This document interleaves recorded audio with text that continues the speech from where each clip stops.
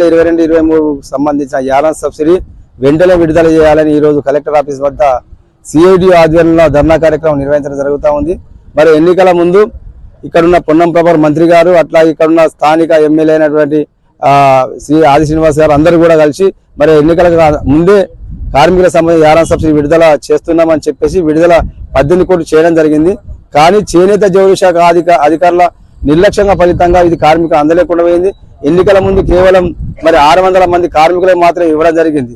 అది కూడా మరి గతంలో 4 సార్లు అది సబ్సిడీకి సంబంధించి 1 మీటర్కు ₹1.42 ఇస్తే మరి ఇప్పుడు ఉన్న కమిషనర్ గారు దాన్ని తగ్గించుకుంటూ ₹1 ఇవ్వడం జరుగుతూ ఉంది. టెక్స్టైల్ పార్క్ అది 30 పైసలు ఇవ్వడం జరుగుతుంది. ఈ రకంగా కార్మికుల కష్టార్జితాన్ని కోత పెడుతూ మరి సబ్సిడీని తగ్గించి మరి మొత్తం కార్మికుల సబ్సిడీకి సంబంధించి ₹4 కోట్ల తగ్గించడం జరిగింది.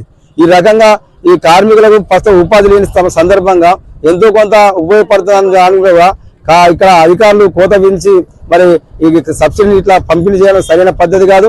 వెంటనే దానికి సంబంధించిన తగ్గించకుండా విడుదల చేయాలని వెంటనే అందించాలని డిమాండ్ చేస్తాను. దాంతో పాటు ఇక్కడ పవర్లూమ్ కార్మికులకు ఇప్పుడు 5 మాసాల పని లేదు. దీంతో చాలా ఇబ్బందులకు గురవుతా ఉన్నారు.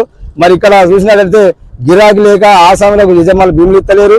మరి కరెంటు సమస్యతోటి మరి కార్యక్రమాన్ని బంద్ పడతా ఉన్నాయి. మరి దీని వలన ఇటు పరిశ్రమ మొత్తం మూతపడతా రోజు పవర్లూమ్స్ అన్ని తుప్పుకు పలుగొట్టుకుంటూ ఇనుప సామాన్లకు అమ్మడం జరుగుతుంది. ఇప్పటికీ దాదాపు సుమారుగా 500 సాంచలు కూడా ఈ రకంగా అమ్ముడు పోయినా జరిగింది. మరి దీని వలన ఈ రకంగా కొనసాగితే మొత్తం సిరిసిల్ల వస్త్ర పరిశ్రమ మొత్తం కనుమరుగయ్యే పరిస్థితి ఉంది. మరి రాబోయే కాలంలో మరి ఇదే పరిస్థితి కొనసాగితే ఇతర ప్రాంతాల నుంచి వలస వస్తే ఇక్కడ ఉపాధి ఇచ్చిన సిరిసిల్ల ఇప్పుడు సిరిసిల్ల కార్మికులే ఉపాధి లేకుండా పరిస్థితి కనబడతా ఉంది. కాబట్టి వెంటనే మరి ప్రభుత్వం చర్యలు తీసుకొని ఇలా సబ్సిడీ విడుదల చేయాలి, అట్లాగే చేతిలో పని కల్పించాలని డిమాండ్ చేస్తున్నాం. లేని పక్షంలో ఈ వారం రోజుల సబ్సిడీ విడుదల చేయకుంటే మరి నిరాదృశాలు చేస్తామని ఈ సందర్భంగా తెలియజేస్తా ఉన్నాం.